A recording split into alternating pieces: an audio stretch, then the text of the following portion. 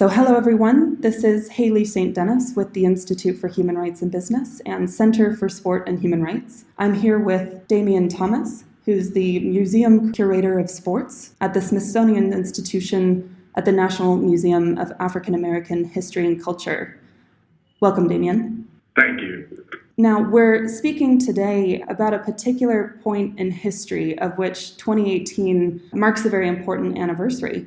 And that is the 50th anniversary since Tommie Smith and John Carlos won the gold and bronze medals, respectively, in the 200-meter Olympics in Mexico City.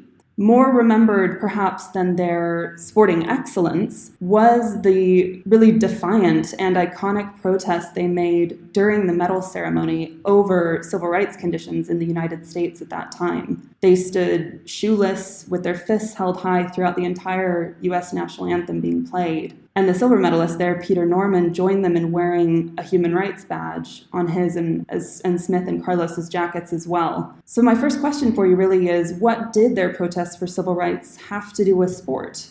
Well, I think, it's important to note that their protest was about human rights. Civil rights often referred to laws and referred to the legal process. So in the U.S., when you talk about civil rights, you're often talking about things that are sort of guaranteed by the Constitution, guaranteed by legislation. Whereas human rights are about the outcome. It's about what is people's sort of lived experience like? Are people given dignity? Do people have an opportunity to not just housing in a theoretical sense, but rather what is their real world housing sort of looks like? And I think in terms of thinking about this idea of human rights, they were very specific to make sure that their protest was thought of in a human rights context rather than a civil rights context. And I think it's important to think about the larger context of this moment. The Olympic Project for Human Rights, the group that they were a part of, was founded over a year before the Olympic Games. And there was a lot of talk about what athletes would do at the Olympic Games.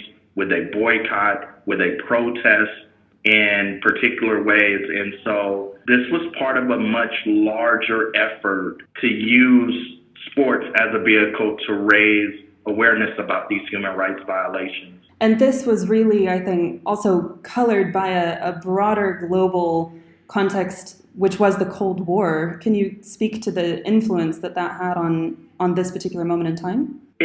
The Cold War is essential to understanding this particular moment, and it's often one that gets overlooked. One of the things that happened in the U.S.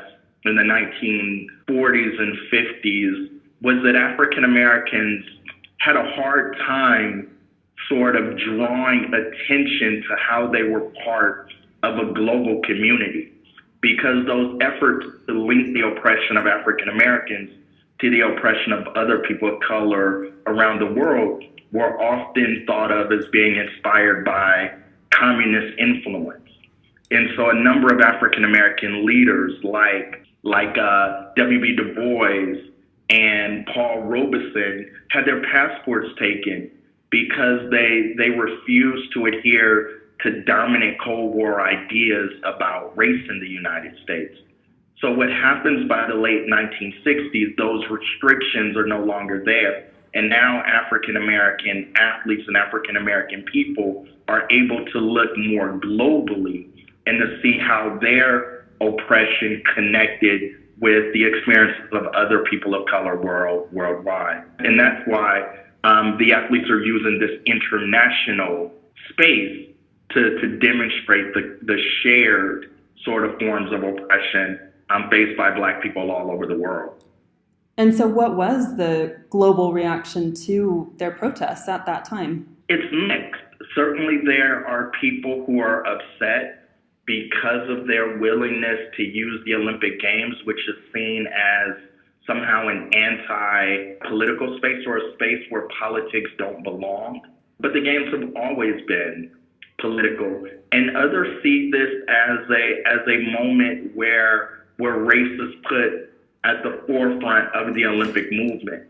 One of the challenges of the Olympics is that athletes represent their countries.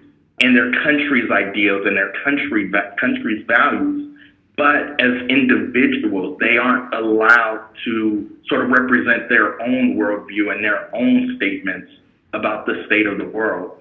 And so many people saw this moment, their protest, as an opportunity for athletes to be at the center of our understanding of both sports and social issues. And what effect did those reactions have on a personal, individual level for Tommie Smith, John Carlos, but also Peter Norman? Were their livelihoods affected? Immediately, they faced forms of repression. They also faced forms of support. You know, Tommie Smith and John Carlos were able to do a bit of traveling as sort of spokespeople speaking out against social injustice. But they also suffered economically, financially because of this decision. Peter Norman, who also took part in this protest. Peter Norman's part in this protest was to wear this badge that mentioned the Olympic Project for Human Rights. And Peter Norman was Australian, and he was seen as denouncing one of Australia's major allies, South Africa, because he wore that badge, because part of the goal of the Olympic Project for Human Rights was to ensure that South Africa, which at the time practiced apartheid, was kept out of the Olympic movement. And so because he was seen as taking this stand against South Africa, he was ostracized when he returned home. He also qualified for the 1972 games, but were not allowed to compete because he had taken this stand in alignment with Tommie Smith and John Carlos. I mean, what change did this protest lead to, if any? I think, sometimes it's a bit complicated to isolate individual moments. But I think what that protest did is it inspired a number of other people to become involved. You talk to people from that era and they talk about how often you went into people's homes and you saw a poster of that particular moment. Also, the black fist, which had been used, the raised fist, which had been used as a symbol of social protest since at least the 1930s, became identified with the Black Power struggle. And so these athletes were seen as, in many ways, the embodiment of this particular movement designed to increase opportunities for African Americans in American society. But I also think that there is an important moment where this protest in some ways marks the end of a moment. Because one of the things you don't see is this wholesale effort to create change within the United States by this particular time after this incident where the U.S. is embarrassed globally. And the moment that I'm speaking about is that throughout the early days of the Cold War, African Americans were able to use international condemnation of U.S. race relations as an opportunity to push in a fight for equality and civil rights and those other improvements. But what we know is that by 1968, the U.S. government is no longer fearful of international condemnation of African Americans' civil rights and lack of opportunity.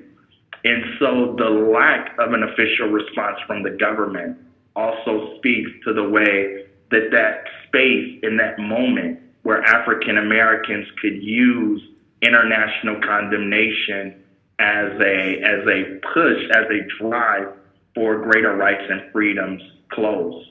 Flashing forward really to today, I mean, a lot of comparisons to Smith and Carlos have been made recently in relation to Colin Kaepernick kneeling during the U.S. national anthem in support of and raising awareness around inequalities in America still 50 years later. The reaction immediately was harsh. He was not re-signed with the team he was playing for at the time and was a free agent for about 2 years. But just this recently, was signed by the global brand Nike as one of their new faces. How much of a watershed moment is this for athletes finding new and powerful allies to amplify and, to a certain extent, help protect their voice? I think there are a couple of points that speak to the synergies between the protest in the 1960s and the current protest.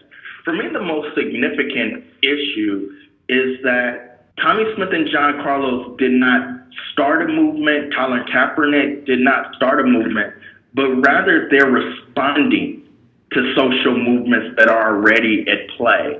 And so for me, the key point is that African American athletes, one, have a role to play in larger social movements. It's usually not as the leader of those movements, but what athletes can do is to amplify and mainstream conversations that are often happening on the margins.